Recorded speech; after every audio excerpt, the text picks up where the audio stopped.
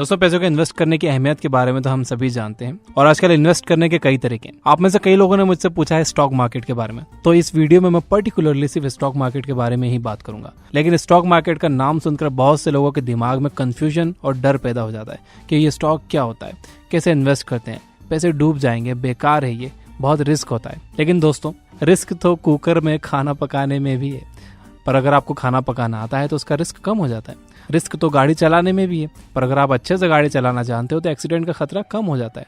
ठीक उसी तरह स्टॉक मार्केट में भी रिस्क है और आप इस रिस्क से कभी भी नहीं बच पाओगे। लेकिन अगर आपके पास सही नॉलेज है तो आप इस रिस्क को काफी हद तक कम कर सकते हो। इसके बाद बहुत से लोगों का मानना है कि स्टॉक मार्केट एक जुआ है। हाँ, अगर आपको इसके बारे में कुछ नहीं पता है और फिर भी आप उसमें इन्वेस्ट किए जा रहे हो तो ये आपके लिए एक जुआ ही है। आपको यहाँ समझना होगा कि रिस्क में और कैलकुलेटेड रिस्क में फर्क होता है। आपको स्टॉक मार्केट में कैलकुलेटेड रिस्क लेना होगा। कैलकुलेटेड रिस्क कैसे लेते हैं, आइए देखते हैं। सबसे पहले आप ये डिसाइड करो कि आप कितना रिस्क ले सकते हो। अगर आप यंग हो और महीने में अच्छा पैसा बचा लेते हो तो आप स्टॉक मार्केट में ज्यादा रिस्क ले सकते हो। लेकिन अगर आप 60 साल के हो तो आपको कम रिस्क लेना होगा। साथ ही आप ये देखो कि आप जो रिस्क ले रहे हो उस पर आपको कितना प्रॉफिट मिल रहा है। अगर आपको फायदा सिर्फ 5 रुपए का हो रहा है लेकिन 20 रुपए का नुकसान होने का चांस है तो आपको इस तरह का इन्वेस्टमेंट नहीं करना चाहिए। तो सबसे पहले हम स्टॉक मार्केट की ABCD जान लेते हैं ताकि आपको इसके बारे में पता लग जाए। हर कंपनी को ग्रो करने के लिए पैसे चाहिए होते हैं। कंपनी के फाउंडर के पास अगर पैसे हैं तो खुद के पैसे उसमें लगा सकता है, कुछ अमीर लोगों को मनाकर उनसे अपनी कंपनी में इन्वेस्ट करवा सकता है, या फिर पब्लिक फंडिंग के जरिए पैसे ला सकता है।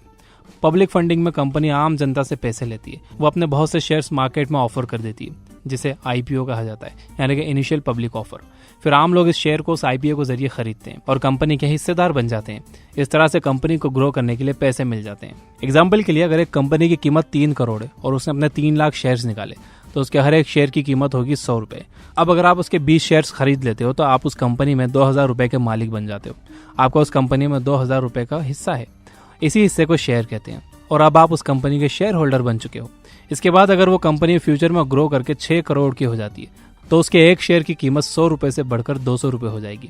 आपके इन्वेस्ट किए गए 2000 रुपए 4000 बन जाएंगे। वैसे ही अगर कंपनी लॉस में जाकर 1 करोड़ की हो जाती है तो उसका एक शेयर 33 रुपए का हो जाएगा। आप जब चाहे अपने शेयर्स को बेचकर अपने पैसे को वापस पा सकते हैं। अगर आपको लग रहा है कि कंपनी डूब रही है या फ्यूचर में वो आपको प्रॉफिट कमा कर नहीं दे सकती तो आप उस कंपनी के शेयर्स को स्टॉक मार्केट में बेच सकते हो और उससे अपने पैसे वापस पा सकते हो। कंपनी को जो प्रॉफिट होता है तो वो कभी कभी उसे अपने शेयर होल्डर्स में बांट देती है। या तो वो अपने शेयर होल्डर्स को पैसे दे सकती है या फिर उसे और शेयर्स दे सकती है।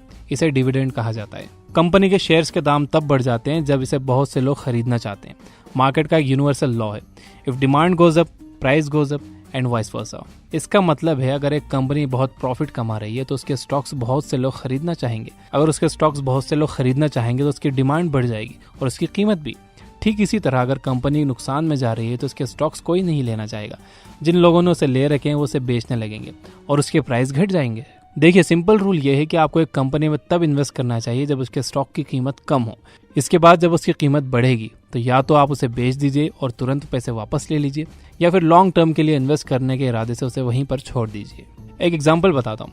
2004 में जिस भी आदमी ने गूगल में लॉन्ग टर्म के लिए अपना पैसा लगाया होगा उसे अब तक अरबों रुपए का प्रॉफिट डिविडेंड के रूप में मिला होगा। और अगर वो अपने शेयर्स नहीं बेचता है तो उसे जिंदगी भर गूगल से पैसे मिलते रहेंगे। लेकिन सारी कंपनीज गूगल और फेसबुक की तरह नहीं होती। बहुत सी फेल हो जाती हैं जिससे इन्वेस्टर्स को नुकसान हो जाता है। इसीलिए आपको स्टॉक मार्केट को बहुत डीप में समझने की जरूरत है। इंडिया में 2 स्टॉक मार्केट्स हैं जिनका नाम है बॉम्बे स्टॉक एक्सचेंज और national stock exchange. National stock exchange सबसे बड़ा स्टॉक मार्केट है। आप इन दोनों में से किसी में भी अपना पैसा लगा सकते हो। इसमें इन्वेस्ट करने के लिए आपको अपना एक डीमैट अकाउंट खोलना होगा। जिस तरह से आपके बैंक अकाउंट में पैसे रखे होते हैं इसी तरह से डीमैट अकाउंट में शेयर्स रखे होते हैं। ये डीमैट अकाउंट आपके सेविंग अकाउंट से लिंक हो जाता है। इससे होता यह है कि आप अपने डीमैट अकाउंट से कोई भी शेयर जब बेचते हो मार्केट में तो वो पैसा डायरेक्टली आपके सेविंग अकाउंट में आ जाता है। डीमैट अकाउंट को आज बहुत आसानी से आप अपने मोबाइल फोन से खोल सकते हो। 2 कंपनीज ऐसी हैं जो डीमैट अकाउंट प्रोवाइड करती है जिनके बारे में मैं जानता हूँ। फर्स्ट है जीरोधा जो 300 रुपए में डीमैट अकाउंट खोलते हैं। इसका लिंक डिस्क्रिप्शन में है। और सेकंड है अप स्टॉक्स जो लिमिटेड टाइम ऑफर में फ्री में डीमैट अकाउंट्स खोल रहे हैं। और अब स्टॉक्स कुछ सिलेक्टेड कस्टमर्स को 100 रुपीज के शेयर भी दे रहे हैं फ्री में। इसका लिंक डिस्क्रिप्शन में है। अगर आप एक स्टूडेंट हो, आपके पास पैसे नहीं है इन्वेस्ट करने के लिए तो भी आपको डीमैट अकाउंट तो खोलना ही चाहिए सीखने के लिए। स्टॉक मार्केट में रिस्क तो होता ही और इस रिस्क को कोई भी कभी भी खत्म नहीं कर सकता। अगर आप जिंदा हो तो मरने का रिस्क कहीं ना कहीं हमेशा होता ही है, लेकिन इसका मतलब ये नहीं है कि आप लापरवाही से अपना दिन बिताओ, रोड देखकर क्रॉस ना करो या फालतू के 10 फ्लोर की बिल्डिंग में ऊपर शक्तिमान बनने की कोशिश करो। ठीक उसी तरह स्टॉक मार्केट में भी रिस्क कम किया जा सकता है अगर आप कुछ बातें मानिए। सबसे पहले एक्सपर्ट्स से कांटेक्ट बनाओ। आपके कांटेक्ट में जितने ज़्यादा एक्सपर्ट्स होंगे, स्टॉक मार्केट में आपके कामयाब होने के चांसेस उतने ज़्यादा होंगे। इसके बाद किसी एक्सपर्ट की बात पर सिर्फ इसलिए भरोसा मत करो क्योंकि वो एक्सपर्ट है। आप खुद भी हमेशा इसके बारे में और जानते रहो, इससे रिलेटेड बुक्स पढ़ते रहो, ताकि आपको हमेशा इन एक्सपर्ट्स पर डिपेंड ना रहना पड़े और आप खुद भी एक दिन एक्सपर्ट बन जाओ। साथ ही आपको एक बात और ध्यान में रखने की जरूरत है, सारे एक्सपर्ट्स हों ये जरूरी नहीं है। कुछ एक्सपर्ट्स को कंपनीज पैसे देती हैं ताकि वो लोग अपने फॉलोअर्स से बोल सके कि उनकी कंपनी के ग्रो करने की बहुत पॉसिबिलिटी है। इसीलिए वो एक्सपर्ट्स उस कंपनी में पैसा लगाने के लिए आपको बोल सकते हैं जिसने उन्हें इसके लिए पैसे दिए हैं। इसलिए ये बहुत जरूरी है कि आप आंख बंद कर इन लोगों की बात ना सुनो। एक स्टॉक मार्केट एक्सपर्ट है जो टेलीग्राम चैनल चलाते हैं, जो बिगिनर्स को मार्केट के बारे में बताते हैं, उनकी हेल्प करते हैं। उनका लिंक भी मैंने डिस्क्रिप्शन में दे रखा है। दूसरी बात जो आपको ध्यान में रखनी चाहिए वो ये कि किसी भी कंपनी में इन्वेस्ट करने से पहले उसका बैकग्राउंड जरूर चेक करो। ये देखो कि पिछले कुछ सालों में कंपनी ने कितना प्रॉफिट कमाया है, उसने अपने शेयर होल्डर्स को कितना डिविडेंड दिया है, उसके फाउंडर्स कैसे हैं, उसका मैनेजमेंट कैसा है, उस कंपनी की टीम कैसी है। आप उस कंपनी के हर पहलू को अच्छे से परखिए और फिर ये फैसला कीजिए कि वो इन्वेस्ट करने लायक है या नहीं। इसके बाद ये देखिए कि इस कंपनी के फ्यूचर में ग्रो करने के चांसेस कितने हैं।